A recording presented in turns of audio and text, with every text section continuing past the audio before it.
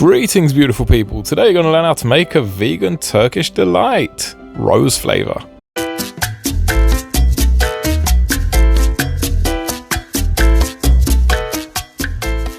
Starting off with the basic syrup, you're going to need 1 kilo bag of granulated sugar and 2 cups of water, also a teaspoon and a half of lemon juice, 3.5 cups of water, 1.5 cups of cornstarch, a little bit of icing sugar just to dust them off, a teaspoon of red or pink food dye, 2 teaspoons of rose water, 1 teaspoon of cream of tartar, which you can get at the baking section of your local supermarket.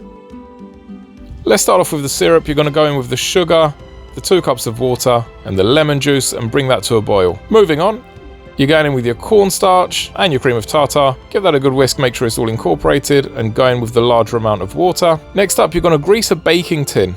Okay, by now, the starchy mix should become a paste. Now give that a stir and you're going to gradually add in your syrup. Very slowly, on a low flame. There are no shortcuts here, okay? Once it starts to go a light golden colour, go in with your rose water and your food colouring. Give that a good stir. Now this needs to be about 1 inch thick, so feel free to improvise. As you can see, I'm just packing that in to give it its nice shape. Set it aside for a few hours and let it rest. 3 hours later. Next up, we're going to mix in some icing sugar and a couple of tablespoons of cornstarch, and we're going to dust that off nicely all around.